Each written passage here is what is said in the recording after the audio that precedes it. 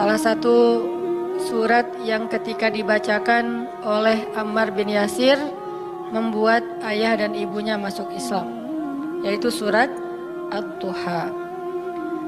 Ada 3 part dari surat ini.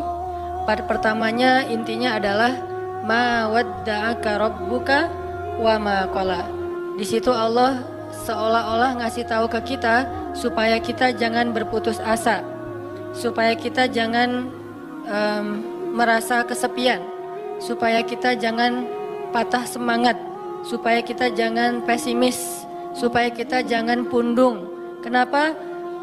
Siapapun boleh meninggalkan kita, tapi Allah nggak pernah ninggalin kita. Pasangan kadang-kadang kalau lagi ngambek boleh nggak baca WA kita sampai 3 hari, tapi Allah gimana pun kita bikin dosa, kita berdoa Allah masih dengar kita. Orang lain bisa aja ninggalin kita karena ada hal yang nggak nyaman. Allah itu sering dapat hal yang nggak nyaman loh dari kita, tapi nggak pernah ninggalin kita. Rasa-rasanya nggak ada cinta yang lebih sejati dan pastinya kecuali cinta dari Allah kepada hambanya. Bahkan seorang ibu aja nggak bisa nandingin cinta Allah kepada kita. Padahal ibu udah paling baik ya. Nggak ada lagi orang yang lebih berjasa dalam hidup kita selain ibu kita di antara manusia setelah Rasulullah pastinya. Kecuali ibu kita sendiri yang udah mengandung kita dalam keadaan wahnan ala wahnin, kepayahan demi kepayahan, melahirkan dengan resiko nyawa, menyusui 2 tahun lamanya, membesarkan dengan segala bentuk pengorbanannya. Ternyata itu nggak ada apa-apanya dibandingkan dengan cinta dan kasih sayang Allah kepada kita. Ibu kita bisa kecewa walaupun dia sayang banget sama kita. Ibu kita bisa aja marah walaupun dia sayang banget sama kita. Bahkan ibu kita bisa aja bikin kita sedih atau terluka atau kecewa walaupun dia orang yang paling berjasa dalam hidup kita, tapi Allah enggak. Sehingga Allah bilang ma wadda'aka rabbuka wa ma qala. Ketika kamu merasa ditinggalkan oleh banyak orang, Allah enggak pernah ninggalin kamu. Ketika kamu merasa dicuekin oleh banyak orang, Allah enggak pernah cuekin kamu. Buktinya ketika kita banyak dosa pun berdoa Allah masih mengijabah, apalagi kalau kita taat. Itu part pertama dari surat Ad-Duha. Dan ini kita coba jadiin kayak motivasi hidup kita teman-teman. Ketika kita lagi lemah, ketika kita lagi drop, kita baca ma wadda'aka rabbuka wa ma qala. Kalau kita mengaku Allah hasbi, cukup buat saya Allah, hasbi Allah, hasbunallah, berarti kalimat itu harusnya kalimat motivasi banget. Terjemahan dari kalimat itu banyak. Ma wadda'aka rabbuka wa ma qala bisa diterjemahkan la tahzan innallaha ma'ana. Bisa.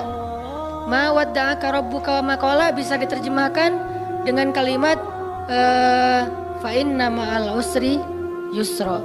Ma wadda'aka rabbuka wa ma qala bisa diterjemahkan inni ma'akuma asma'u wa ara. Aku bersama kamu berdua wahai Musa dan Harun, asma'u wa ara, mendengar dan melihat. La takhafa, jangan takut wahai Musa dan Harun. Idhaba ila Fir'aun, pergilah kamu berdua kepada Fir'aun. La takhafa, inni ma'akuma asma'u wa ara. Aku yang akan memantau apa yang terjadi pada diri kalian. Jadi aku tahu banget, update banget setiap detiknya. Bahkan sebelum terjadi, aku sudah mempersiapkan perisai untuk melindungi kalian. La takhafa, jangan takut. Itu terjemahan-terjemahan yang banyak di Al-Quran tentang kalimat ma wadda'aka rabbuka wa ma qala. Atau mungkin kita bisa challenge diri kita sendiri ya.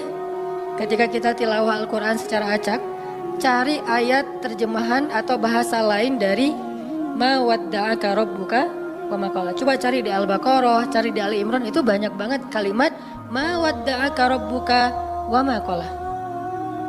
Rabbmu tidak pernah meninggalkanmu, nggak pernah benci sama kamu. Ayatnya banyak banget bahwa Allah nggak pernah ninggalin kita, bahwa Allah nggak benci sama kita.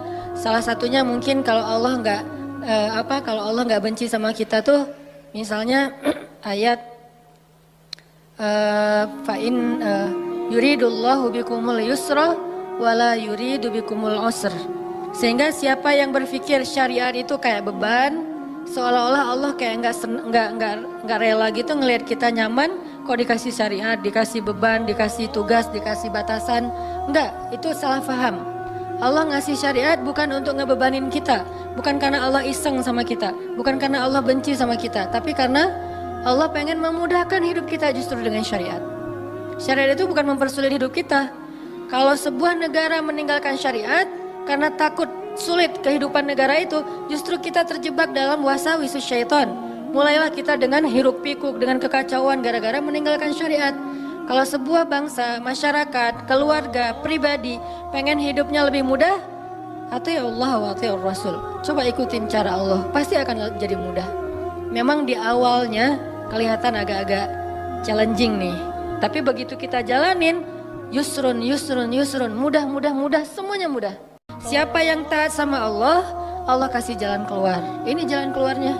Siapa yang taat sama Allah, Allah kasih rezeki yang tidak terduga-duga. Ini rezeki yang tidak terduga-duga. Akhirnya ketemu teman orang Bandung yang udah tinggal di sana. Siapa yang taat sama Allah, Allah mudahin urusannya. Jadi mudah kemana-mana digayat. Siapa yang taat sama Allah, Allah gugurkan dosanya. Berharap kayak gitu dan dilipat gandakan pahalanya. Berharap juga kayak gitu. Ini artinya hal sepele gini aja Allah hargain. Karena faman ya'mal mithqala dzarratin khairan yarah. Pasti Allah bales. Ma wadda'aka rabbuka wa ma qala. Jadi Allah itu nggak pernah absen teman-teman, nggak pernah offline, nggak pernah kelewat gitu. Aduh ada yang kelewat nih nggak sempat di like. Kalau kita kan kalau terlalu banyak nge-following, akhirnya udah ketutup ya, ketimpa sama yang baru posting gitu. Kadang-kadang karena saking banyaknya kita nge-following, pasangan sendiri nggak pernah di like. Kenapa? Dia posting ketimpa lagi. Kok kamu nggak pernah nge-like postingan aku? Emang kamu posting? Kamu gitu banget ya sama aku? Akhirnya rame gitu kan ya. Padahal kita nggak ngelihat, soalnya ketutup sama postingan yang baru-baru. Allah nggak pernah gitu.